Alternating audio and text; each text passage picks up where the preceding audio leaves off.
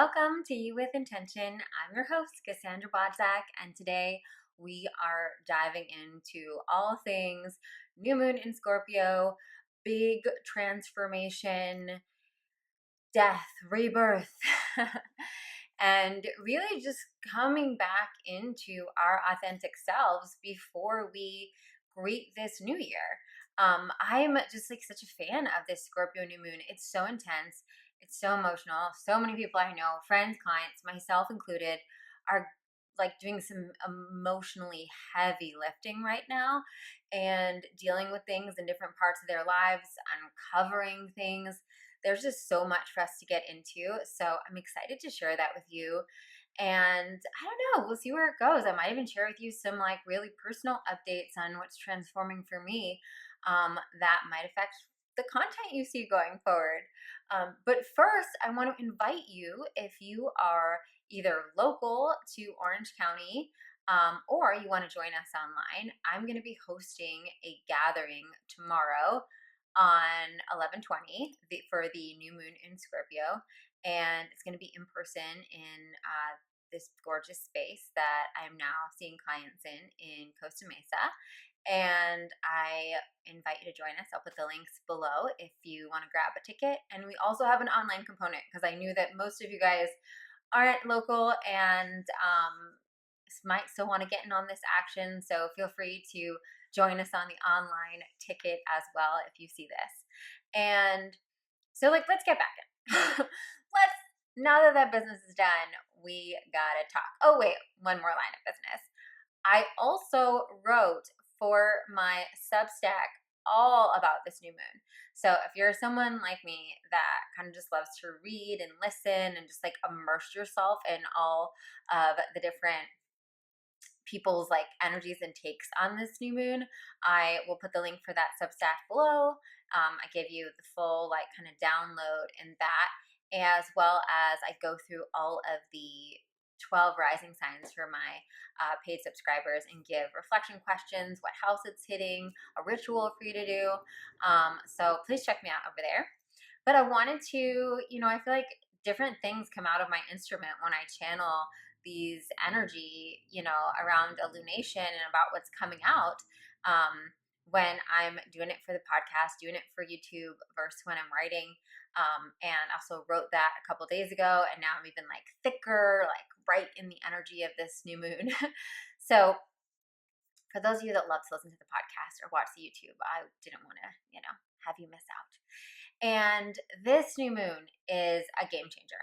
I really think that if you are willing, Scorpio is nothing if not intense.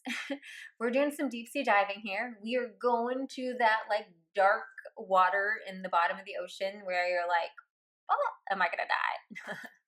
Maybe that's being dramatic, but it might feel like that. Where we're really having to review and look at stuff. We have a retrograde at the same time as the new moon, and so it is like it's a review to decide what's next. And I really feel like it's like a stripping down. We're going deep and we're seeing all of the ways that we may have betrayed our authentic self, all of the ways where we may have been hiding who we really are. And I'm going to venture to say, chances are, whatever area that's coming up for you right now is probably showing you how dysfunctional that is, right? And I've spoken to actually a lot of my friends that are also like coaches and teachers and stuff. A lot of the stuff that's coming up right now, it is what we call kind of like divine timing, ask energy, where you're like something is kind of just happening to almost push you in a certain direction, if that makes sense. And so if you are experiencing something right now, like wow, I just lost my job, or I just launched this thing and it totally bombed, or that, apartment I was going to rent fell through, or wow, I was supposed to like go on that trip and it didn't happen, or this partnership that I was about to sign on the dotted line for, disappeared, or vice versa, like the opposite of that, like something happening. But when things like that are just kind of like, oh wow, it can feel like sometimes like we're being attacked. Like, why is all these things like not happening for me, or why is all this kind of falling apart? I really think we're in a bubble right now where we're being shown what's in our highest good. And also, I almost feel like, God, universe right now is like a real loving parent. And I think part about being a loving parent, right, is, I'm trying to give a silly example would be like, okay, well, I'm not only going to tell you, maybe at first I'll, show you the apples. You'll see the apples like and the French fries and the whatever it is, right? And I'm going to be like, you should eat your apples first. And that's good for you. And maybe just like time and time again, you just don't even touch the apples. You keep on eating the French fries or whatever it is. Then I feel like, if you're like the parent of a young child, you're like, okay, maybe I'm just not even going to offer up the French fries anymore. I think maybe your two options are going to be carrots and sweet potatoes.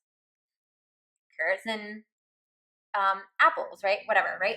You're almost like being like, I'm going to take this option away that you've gotten really comfortable with, that feels good, but is not ultimately serving you. And I think that's what we usually think about new moons as like what illuminates, things and shows us like what's going on behind the scenes. But I think with the astrological energy we have right now, that's kind of coming up. We're getting vision for the dysfunction or the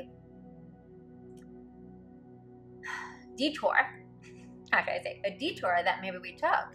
And with the retrograde energy, it is really reflecting, I think, as these emotions might come up, these feelings, I think we're in like deep water sign energy right now. And so you may feel like, the other day, for example, I got so emotional because I had what I'm going to call like, quote unquote, like BS, like business busy work to do.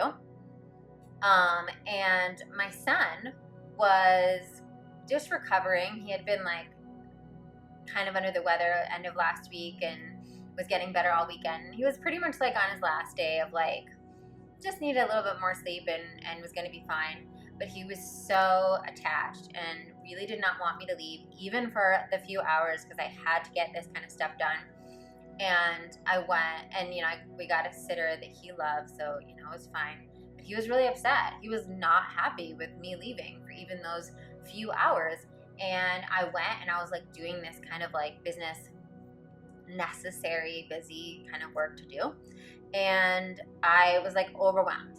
I literally like was like crying at one point and had to try to like, I mean, who am I kidding? I'm a Pisces. I just let it rip. I just cry. I'm like, whatever. You can like, you don't know me. I'm going to cry in public. And I was crying, and it was really just because it was like this intense emotional feeling of, I don't want to be doing something that doesn't feel like incredibly aligned and incredibly soul-filling and, all of that jazz when my son needs me. If, I know the practicalities of being like a working mom, of course, and I know that me getting to express myself and, continue on these things that fill my cup up are good for him ultimately, because I want him to have a emotionally stable, balanced, like fulfilled mom, so that I can, be that for him as well. But it was just like this emotional, intense moment of just coming to the surface in such a way that it was like I could not see it anymore.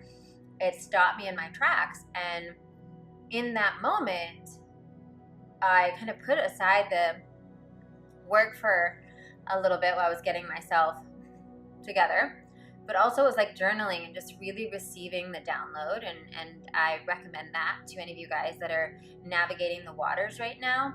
If you're getting into an emotional, intense moment, so much of our like instincts sometimes are to just kind of like put it down or try to get through it or make it better or whatever. And I think just taking that opportunity to actually journal, like what is my physical instrument trying to tell me? I just did this whole substack on body wisdom and how I use it to make business decisions.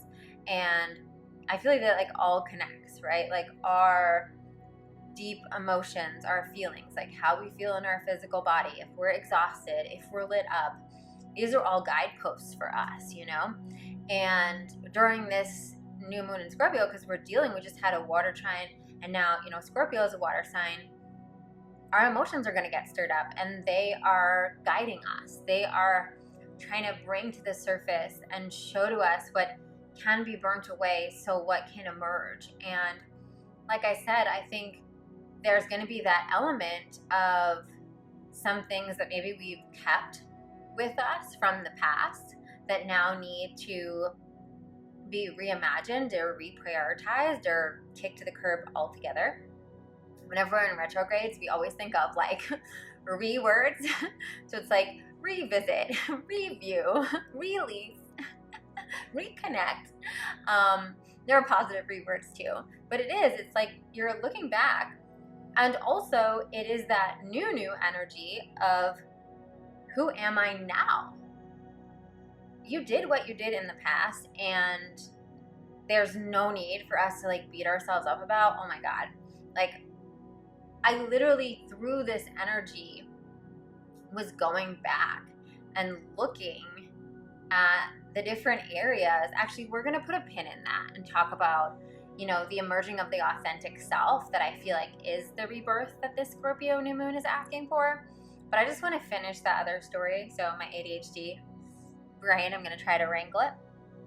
So just to finish that one story about what happened in that moment. And if you have moments of that where you're feeling like a peak emotion kind of come through and like some deep feelings that are asking you to look at it, it's like, let's unravel it. Let's give it a moment. You know, oftentimes we think we need to like give it the rest of the day. And I guarantee you, if you like journal for like 5-10 minutes, you'll probably, you know, get the download and be able to move on. And for me, that download was really about you're now in a season of life where maybe in the past you have been able to kind of like, I don't want to say waste, but be less stringent with your energy and your efforts, and you've allowed yourself to kind of take on all these different things. But now you're in a season of life where your time and your energy are so incredibly important. And what came so clear to me was literally going back through all of my business tasks, all the different things that I do, and looking at what are the things that really fill my cup up? What are the things that really make me come alive?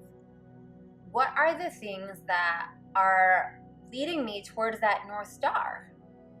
And the North Star, whether it is in our business, whether it's in our wellness, whether it's in our family life, the North Star is like, what is the vision? Like, what is the vision that makes you want to wake up in the morning knowing that this could be possible for your life? What is that like dream day, dream, you know, picture of your life and the different components? And where does this fit in that? And where does this fit in the priorities of this season, right? And I think the Scorpio rebirth, it's like when we look at it, I use this beautiful AI image that I was able to create on Substack of like a woman, like a phoenix emerging from the ashes. I think there are parts of all of our lives that are burning right now. And it's like burning is not a painless experience, right? There are parts that are, you know, we hung on to them for certain reasons. Some of it can just be comfort or habit. Oh, wow, we always did that. But, you know, I always like go out with that group of girls, even though they really bring me down and make me sad. Okay, well, just because you've been doing it forever doesn't mean that we got to keep doing it. And yeah, it's going to be uncomfortable. It's uncomfortable. Another like scorpionic metaphor is the shedding of the skin. It is uncomfortable. It is both uncomfortable to shed skin, and it is also uncomfortable when that like new fresh skin emerges, right? And it takes a while before that like fresh skin feels comfortable and feels like you again, right? But that's the assignment right now. It's really looking at that and, you know, whatever area of your chart this is hitting. I know I always say this, so those of you that listen regularly are going to be like, I know. But you probably already know. And you're probably already feeling it. And the area that you're feeling things in and the area it feels like things are releasing in, like, you can trust that. You can like look into, my substack and see like what's hitting you. But I don't feel like this is subtle energy. I don't think this is like something that you could just like, it's coming up. And your choice is to keep going on and keeping everything status quo, or be uncomfortable. But be uncomfortable in the service of your most authentic self. Because the things that we're being asked to release are really like shadow, what do you call it? Like shadow pursuits anyway, right? They're things that we either like had to take on a character or persona to feel like we'd be loved and accepted, or they're based on a inherent like fear or lack mentality or story that came up. And that's why I love, and in my gathering I'm going to guide a meditation, and one of the things we're going to go back and do is we're going to go back and both look at when we were much younger, when we were like 4 or 5, like playing, expressing ourselves, all the different things that like we remember of like what was joyful to us, right? What are the different ways? When we started like pretending, when we were like playing with dolls or Barbies or Legos, or imaginary friends, or with things in our backyard or mom's kitchen stuff, like when we were pretending and playing at life in that like pure state, when we were still so close to source and God, and that purity of anything's possible and the infinite potentials of this life. What were we doing? What do we want? What lit us up? And then following that as we got a little bit older, and just noticing at what time along the path did we detour. And no, I'm not saying just because you wanted to be a firefighter when you were 4, that means that you meant to be a firefighter now. But I bet if you look at like all the different ways you express yourself from 4 throughout high school, there are some pretty big clues to your authentic passions and your authentic desires and your authentic priorities and the life that you wanted to create for yourself when like all of life was ahead of you. And then, and I did this process for myself, this week. And it was hard to look at the age where I first detoured, when I first made, and I think I got to it probably later than most. I mean, I was well into my, I think, mid to late 20s when it happened. And I had the 2 paths in front of me. And there was a path that would have been more of a leap, that would have been more of going into the unknown, but more authentically connected to where my desires and my creativity and my passion and everything were. And then there was, another path that, was not unrelated. I've been really spoiled, I think. I've never done anything that like work-wise, mostly, in my adult life. I've mainly did things in this sphere of things that lit me up. But I could see, looking back, I'm like, where were there choices that I made about how I live my life, or the business decisions or different choices I made that were not from my most authentic space.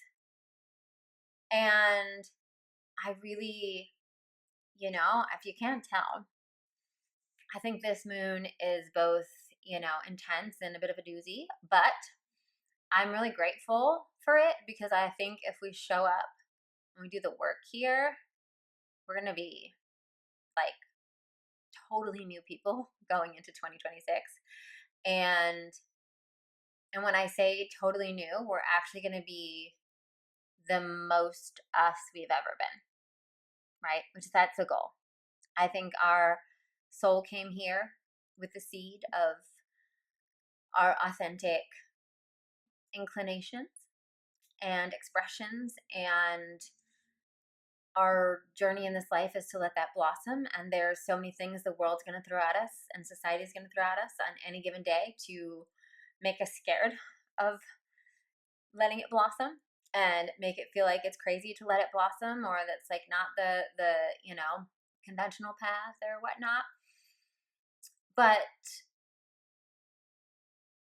when we do, when we have the courage and we allow ourselves to step into that, then the payoff is that we are the most magnetic we've ever been. When you're in your authentic space, when you see someone, and this is actually like, I was talking to some girlfriends. I don't watch any reality TV, but a couple of my girlfriends were saying, they were talking about their favorite cities on like Housewives, or these like Housewives reality shows. And this one of my friends was talking about this particular one. And I think it's like Salt Lake City, or maybe it's the Secret Lives of Mormon Wives or something like that. She was mentioning one of these women and all this like crazy stuff she's done, and how she's like her favorite character, even though she thinks she's evil. And I was laughing because I feel like that is just such a kind of good, insane, but whatever example that so many of us can relate to. When someone is being their fully authentic self, and, of course, most of the time that doesn't mean that they're doing outrageous things or hurting other people or anything like that. I don't believe that that's our authentic self. But when someone's in that space where they're like unapologetically who they are, and are like, I don't care if you like me, I don't care if you think I'm crazy, right? We cannot stop watching. I mean, that's what like Bravo makes like billions of dollars on, right? And why is that? Because when we're on our most authentic self, even if, let's say, it's not the most evolved authentic self, it's just the authentic self we have access to in whatever part of our journey we're on for awareness. But if we're being as authentic as we are conscious of being able to be, right? It is magnetic. People will be like, wow. If you've ever had this experience, I know this is a common one for me. I have a very like, kind of, you guys know, very specific style. I mostly wear neutrals. I like comfy things, classy things. I'm not like a wild dresser by any means, but I can go, and if I'm like at a coffee shop or, an event, and I see a woman that is wearing like beautiful bright colors or patterns or like kind of wild things, something that I would never wear, but she is like rocking it. It is totally clearly like her personality, her vibe, all that stuff. I'm drawn to her. I'm like, wow, this is so, you, right? And I can appreciate it, even though I'm like, okay, I don't want to wear that, but I can like totally like appreciate your magnificence in it, right? And even when, if you've ever had like a friend or been on a date or a family member that is just so in their passion, and just like, and it could be like the most random thing where they're just like, I love, I don't know, my space garden or whatever that is hydroponic or whatever, but they're like, this is my thing and I am into it. It is so magnetic. You're fascinated, even if you're like, wow, that's really not my thing and I don't really want to create that garden. But their natural passion and magnetism draws you in. And so that's the manifestation potential when you fully get rid of all these skins that you've been wearing or you've been pursuing or you've been juggling to keep some sort of status quo or to keep some sort of comfort zone or illusion of safety, then all of a sudden the magnificence of the truth of who you are becomes so magnetic. And one of the things that actually came through, I'll end on this because I know I could talk about this forever, but one of the things that came through the other day for me, I was talking to a friend about this, is that I really believe when we get clear, and if you've ever done my Divinely Design Your Life course, we have a module where you dive into what is the essence of your desire. Because I really believe that like we can have the essence of our desire no matter what, right? It's only the form that sometimes we put on that desire that can get complicated because we get really specific about it. But let's say or like a passion. So for example, I think, if you're like, wow, I was always playing with being an astronaut. I loved the planetarium. I loved space as a kid. And like, now like I didn't go to school for being an astronaut or rocket science. Like, I'm not going to do that. There are so many ways to involve yourself in that world that you don't have to be an astronaut to be living that authentic desire and passion of yours. You could literally be like one of those people that creates a company that does like the night sky when you're born, right? And it's involved in space. Maybe you teach space workshops at the local museum. Maybe you work at NASA for marketing, right? Or for whatever you did go to your degree on, right? And you find a way to be involved in that community. Maybe you work for a space startup or philanthropy, right? So I think when we start, but the thing is, if you're not honoring, if you've already dismissed your passion for space, then you have zero chance of being open and available for all the different ways that passion could play out in your life and invigorate your life and expand your life, because you won't even own it, right? You're not like owning it, and you've convinced yourself that, well, the path that I chose is like more conventional. But there's like that cliche saying, like, we're like, do the thing that makes you come alive. Like what the world needs from you is the thing that makes you come alive, because there are not enough people that have really come alive, right? They're really fully self-expressed in this world. And that is a gift in and of itself. If you've, like I said, if you've ever been around someone that is in that energy, it is a gift to receive it, to be in their presence, and their contributions to the world in whichever way they come end up being a gift. And so I want to encourage you with whatever comes up to get down to the essence of what is the essence of your authentic desires.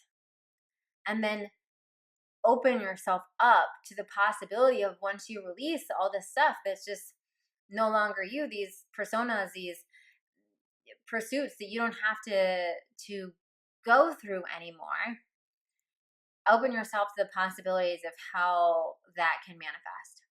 One more example popped into my head that I just want to share before we wrap. If you're someone that's like, I've always dreamed, every time I visualize, I've always dreamed, I want a beachfront house, right? Or apartment or condo, whatever your thing is. And you're like, I just can't afford it right now. I can't afford it. It's not even close to my budget. I can't do it. Again, this is like another thing when we come with that essence. Well, why do you want that? Well, you probably want that because you want to be able to look at the ocean, right?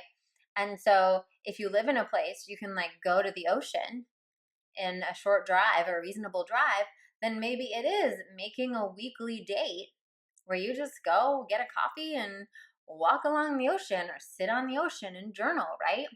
And you're like, okay, maybe I don't have that beachfront mansion, but I can regularly, depending on how far you are from the beach, be at the beach and look at the ocean and receive like the essence of my desire. If you live in like a landlocked state or going to the ocean is like 3 hours away from you, then, maybe you're getting even more creative. Maybe it's about buying one of those TVs that looks like a picture frame and literally having a live feed of one of the, like an ocean that you love broadcasting. That's like, that's so doable, right? Because what is the thing? You want to see the ocean. You want the energy of feeling that ocean. And your live broadcast on TV or your painting of the ocean doesn't have to be the end all be all. You watching like a live feed on YouTube in the corner of your screen while you're zooming or doing your work, right? Doesn't have to be the end all be all, but it is a way that you can honor that authentic desire right now. And by you honoring that authentic desire, whether it is like being more involved in space, whether it is like, wow, I want to cook more, or I want to build community, I want to prioritize my friends, all these different things. When we open ourselves, when we like own it and we receive it and we allow ourselves to get a little uncomfortable in the walking towards it, the possibilities just are endless and magical. And yeah, I wish that for all of you on this Scorpio new moon, that you allow yourself to own the dreams and desires and the urges and the ways of living that they're really calling your heart right now, that have either been buried deep for years and are now emerging from the darkness to be seen and to be acknowledged, or that maybe are coming to you anew in this season of life that you're in right now, because their purpose is here in this season. To honor them and to be courageous and to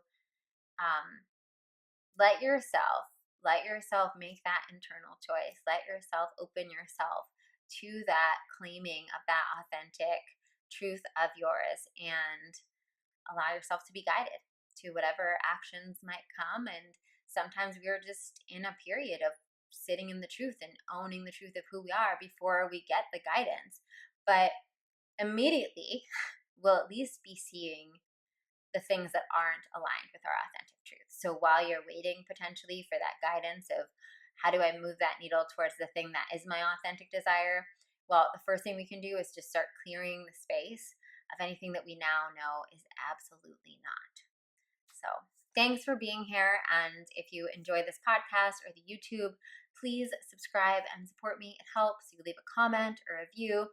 Really does make a difference. And as always, I would love to see you. If you're here in Orange County, come see me in person. Grab a ticket at the link below. And if not, you want to join us virtually, please. We'll be Zooming live, and then I'll send out the recording. And happy Scorpio new moon. Until next time.